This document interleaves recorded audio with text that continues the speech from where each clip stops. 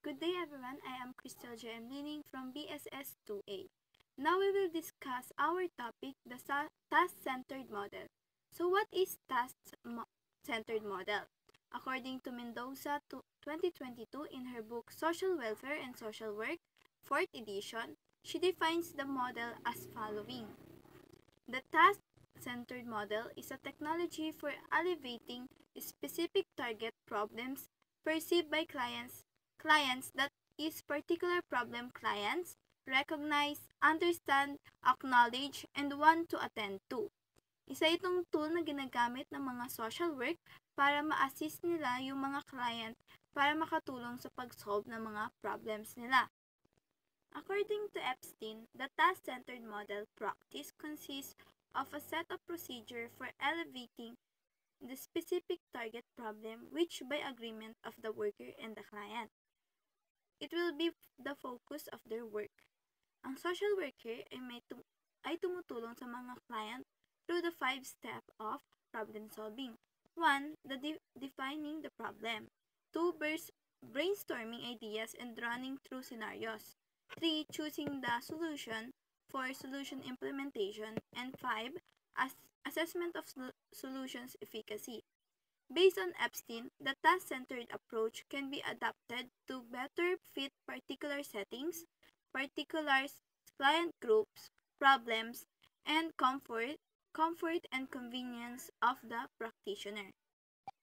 Although the task-centered model may appear straightforward, social workers and their clients frequently find that it takes more effort than it seems to become proficient problem solvers.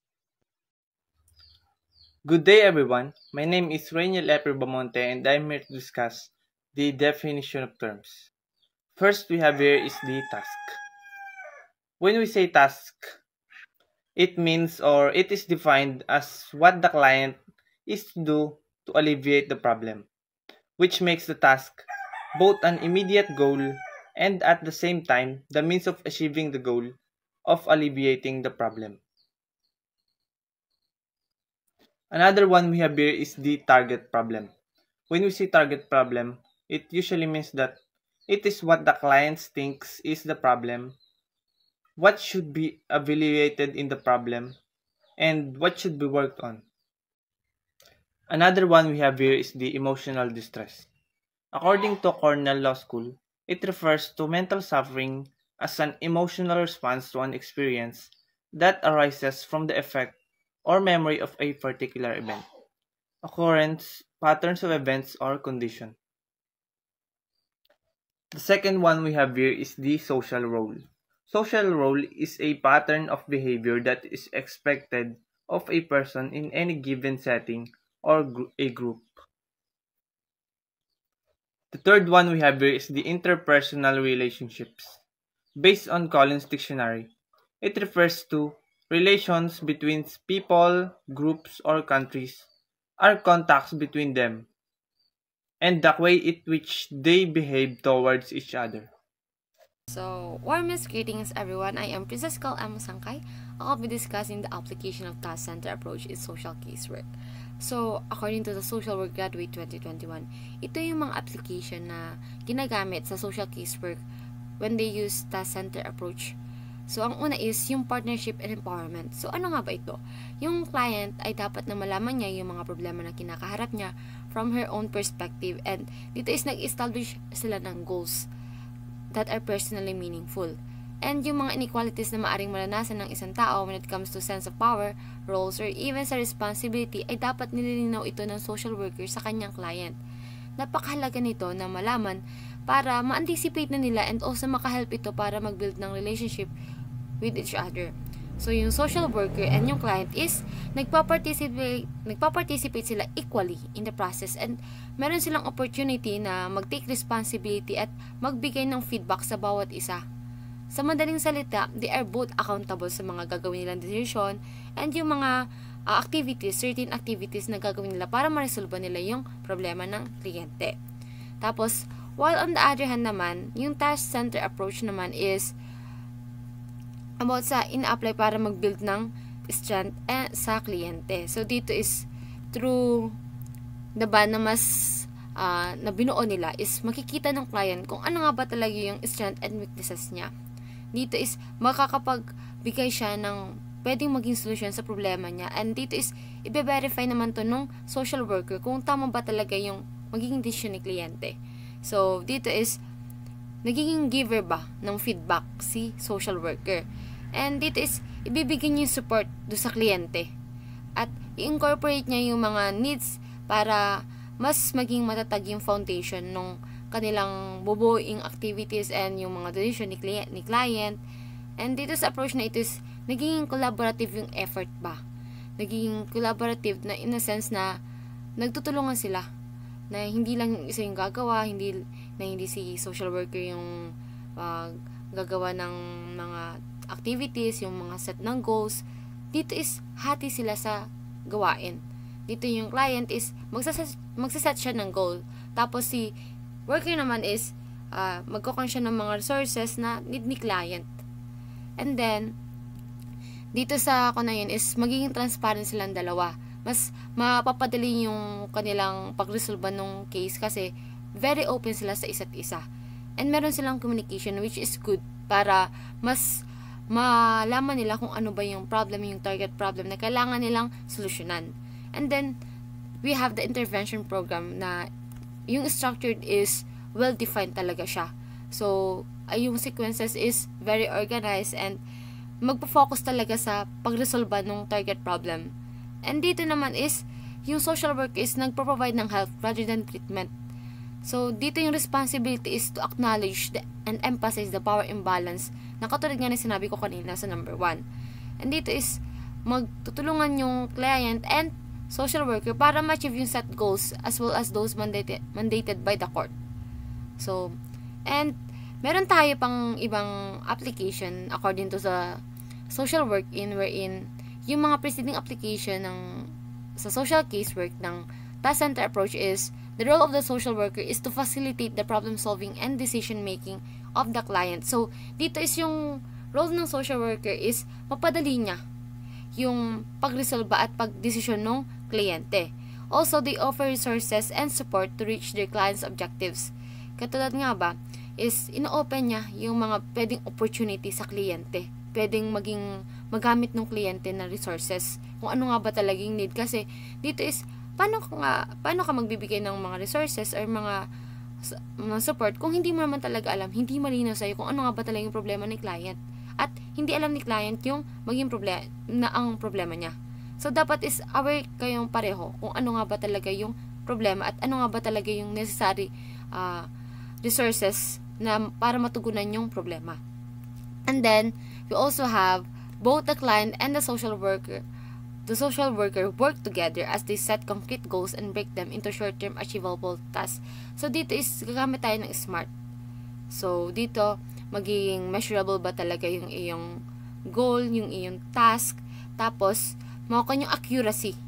And then, yung time management mo talaga dito is susubukin.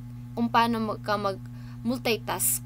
And yung step by step is mas magiging maganda kasi dito, meron kang susundan. Meron kang goal sa isa't isa na maliliit. Pero yung maliliit na task na yun is pwedeng makatulong para ma-achieve mo yung pinakang-big goal mo sa pag-resolve ng problem. And then, we also have social workers empower the clients in a way that they gain self-confidence and help build for self-efficacy. Clients know their role and responsibilities are able to track their progress through completing their set goals. So, dito, dahil sinusuportahan ni social worker, si client, magbibuild yung confidence kasi alam niyang merong nagtitiwala sa kanya. May nagbibigay ng suporta. And dito is, si client is mag-strive siya for excellence. Hindi siya magkakaroon ng idea na hopeless na yung kanyang situation, kundi mas mabuboost pa talaga yung kanyang self-confidence. Imbes na ma-down siya, merong hinihila ng support ni social worker yung confidence ni client pataas. And makikita naman yun sa progress na mangyayari kung gagawin na nila yung mga goals and tasks na sinet nila. And the last is, yung giving the client the control is essential, where they can choose their own goals in order to have a collaborative relationship with the social worker. So dito is, yung client ang magkocontrol. Pero, nandun pa rin si social worker, nakaagapay ni client sa pag-decision at pagresolba ng problema. Hindi pwedeng hayaan ni social worker na si client na lang lahat. So dito is meron silang effort ba, participation sa kanilang gagawing mga activities and yung sa mga goals and tasks. So, napakalaga ng collaborative effort dito sa task center approach. Kasi dito magre-reflect at makikita yung progress. So, that's all, and thank you po for listening. An example case taken from Mendoza book, Social Welfare and Social Work, 4th edition, published in 2022. Oscar, 20 years old, a student in State University, was referred to the social worker counselor in the guidance office by his faculty advisor. He failed one class and INC in his 2 classes. Oscar is not interested in engineering and wants to take mass communication instead. He was very worried about his family expectation, especially his half-brother and mother. He don't know if he will continue to pursue engineering even if he failed one of his course, and if he pursue her dream, he doesn't know how to unless his half-brother and mother will support him. In the case of Oscar, the social worker talked about his problem.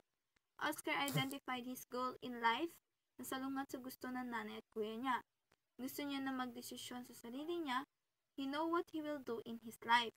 The social worker will identify the influence of Oscar problem for better assessment.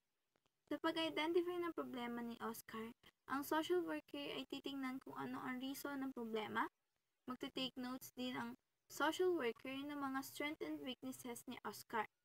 Sa kwento ni Oscar, nagmula ang problema dahil hindi niya gusto ang program na engineering.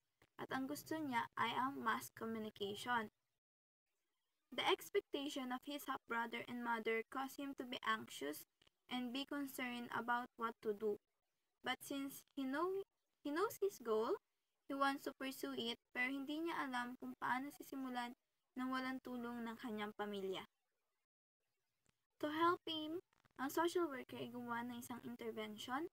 Ang unang step sa plan ay i-priority ang problema ni Oscar.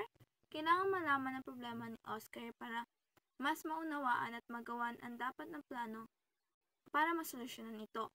Second, the client's specific goal. Alam ni Oscar ang gusto niya, ang goal niya sa life, pero syempre itong goal na ito ay accepted ng social worker.